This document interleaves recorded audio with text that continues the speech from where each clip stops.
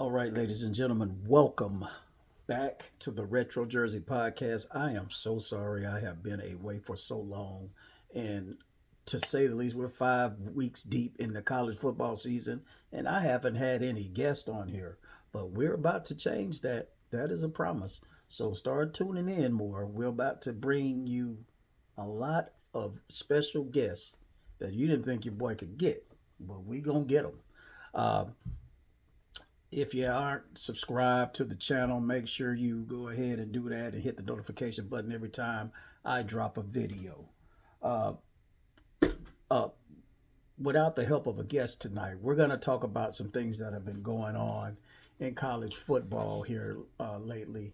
And the first thing I want to start off with is what happened to the brother KYRON Lacy. If you're not familiar with the story, my guy was uh, accused of vehicular homicide in, um, I think it was January of this year, if I'm not mistaken. Uh, but video has come out vindicating him to the point to where I seen where he was speeding, and he was also in a no passing zone to where the accident took place. He should be ticketed for that. But here's where it gets effed up. He got charged for vehicular homicide where the cop, the state trooper, was running around getting people to falsely sign something they didn't see, or falsely say things they didn't even see. Now our young king has taken his life because he was threatened to the point to where him going into the NFL draft, a lifelong dream of a young man. A lifelong dream of a young man.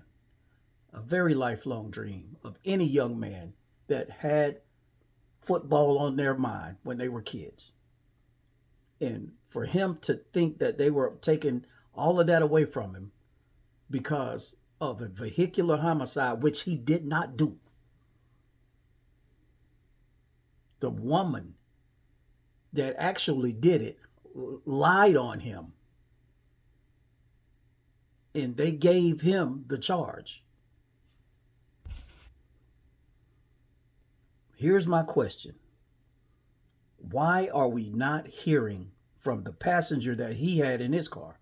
Why are we not hearing from the passenger that the deceased veteran, rest his soul and shout out to his family? Why are we not hearing from them? Because y'all seen a young black kid in a car and found a way to get him to stick this with him. How is that fair? Now, I will say this. I hear the district attorney was not trying to go after him. Now, I could be wrong, but this is what I heard. The district attorney was not trying to go after him. I looked at that video like at least 9 times, and he was almost 100 yards from the scene, and his car was coming to a stop, and his car was back in the lane that he was traveling through after he passed an 18-wheeler and a couple of more cars. He was safely back in his lane, and he was nearly 100 yards. I want to get it right. It was between 70 and 75 yards away from the accident. So the girl that lied on him, who actually did it, corrected or incorrected into the guy that would soon be deceased. So KYRON shout out to your family, and I'm sorry this happened, but we need to have some more dialogue on this. Somebody needs to be charged for this, because this young boy done killed himself because of a lie. A promising career gone because of a lying, no good. Let me change the subject. Let me change the subject because this stuff gets me mad. Our young king is gone. Thoughts and prayers are with KYRON Lacy's family and the deceased veteran that lost his life, who did two stints in World War II, if I'm not mistaken. Thank you for your service, and our thoughts and prayers are with you and your family. All right. Our next note, we want to talk about my Florida State Seminoles. They are on a 2-game losing streak, stinking up the joint. Pretty dang on bad, bro. Pretty damn bad. Be honest. Call it what it is. These first 3 games that they were in, no turnovers. No turnovers. These last 2 games they were in, they have 6 turnovers. They're on a 2-game losing streak because they can't keep the ball long enough to sustain a drive. And I'm going to tell you what it is. Everybody is keying in on Tommy Castellanos. Everybody's keying in on him now. So he can't be as explosive as he wants to be because they're spying and they are vicing with their D-line. So he can't do what he wants to do. They're on him now. He's not a secret anymore. So what I think, and this is what I think, and maybe you can tell me if I'm wrong. Florida State needs to work on their short game.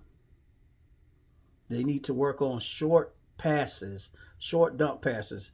Get the tight end involved. We have a young man who is actually blood related to me by the name of Randy Pittman Jr.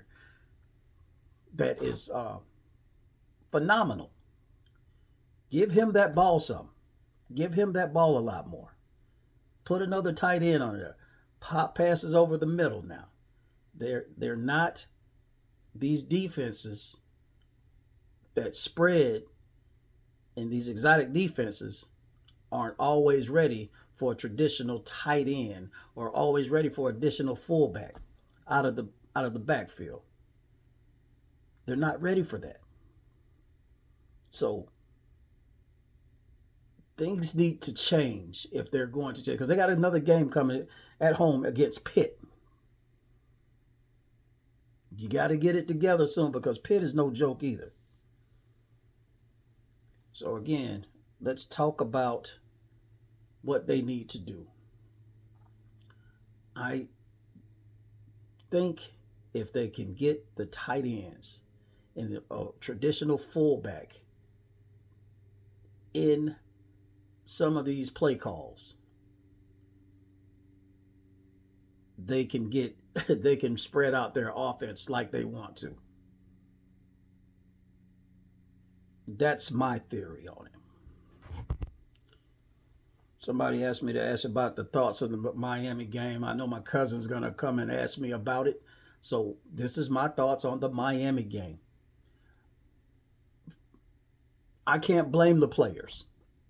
And I'm not going to blame the players because some of that play calling was questionable at the very least. I'm not going for no 4th and 8 on their side of the field. Punt the ball. Coaches lost that game for Florida State. There's just no other way to put it. Coaches lost that game for Florida State. because had they been able to punt that ball and get the ball back later on, put up 3 points, put up 6 points, and put up another touchdown, they win that game by 2 points. They win that game by 2 points. But the coaching calls got them into that because they're on to Thomas Castellanos. They're on to him. So you have to spread it out. Again, I'm going to keep reiterating that until somebody listens. Now, here's a subject that I don't really like talking about this guy, but we have the same middle initial and last name. So we'll go ahead and do it anyway. Stephen A. Smith, to me, does not know football. I don't care what you say. I don't care what you'll try to get me to do to persuade me otherwise. If you listen carefully, this dude knows nothing about football.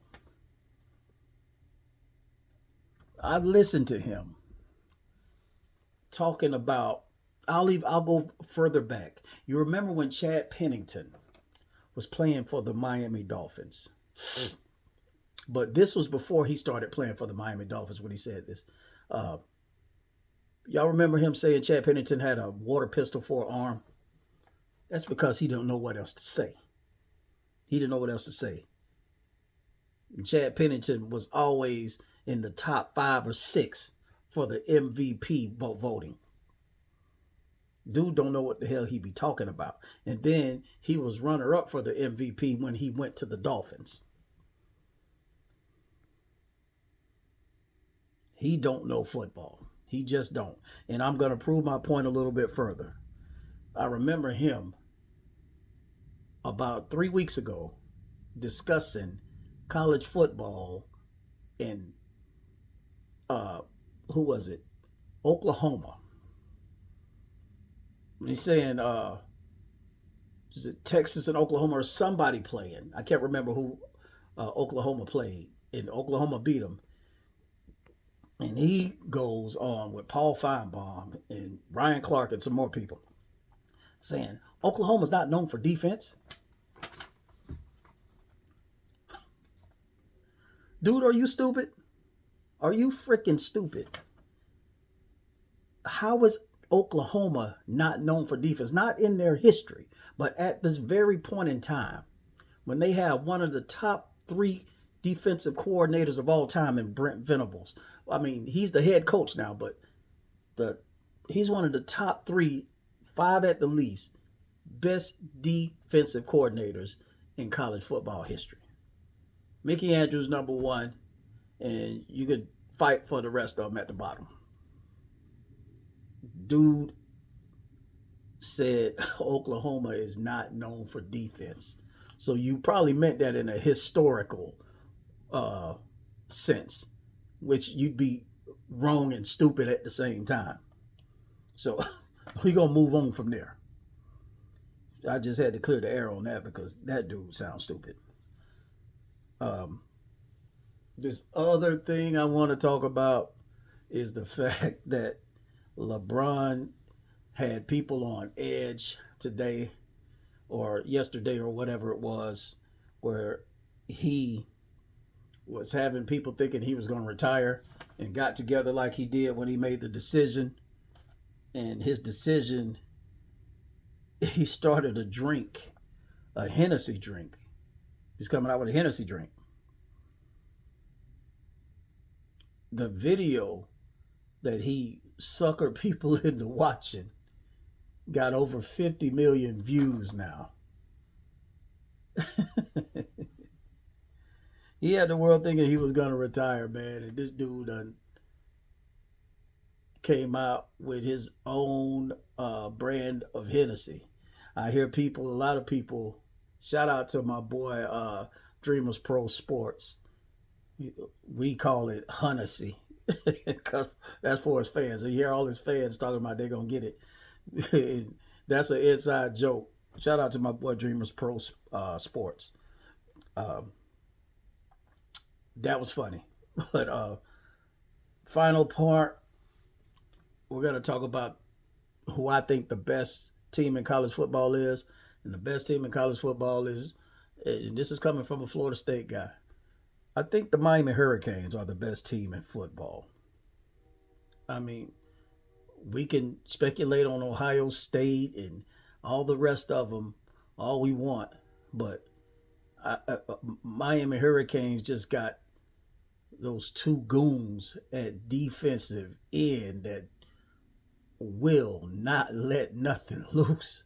They got solid. They got solid DBs. Their rotation in DB is amazing. Uh, they got long DBs too. So, and they got cats that will hit you. So, I don't really like their linebacking core, but they make it work because their rotation is amazing. Uh, the way they handle Florida State, and I'm not going to take anything away from Miami because they did work. You got to hold on to the ball if you're Florida State, but they knew how to. They knew how to cause turnovers. They know how to cause turnovers. They are starting to remind me of those classic Miami Hurricane teams. I love the way that every time they scored on Florida State, they went right to the camera and mocked them with the war chant. Ho, ho. I love that. That's what rivalry is all about. And I don't want to hear about any Florida State fans getting mad that I said it. If you got a problem with it, win. We're going to stop right there. And hopefully we'll have a guest. I got a couple of people lined up that we're going to be excited to talk to. And we will see you next time.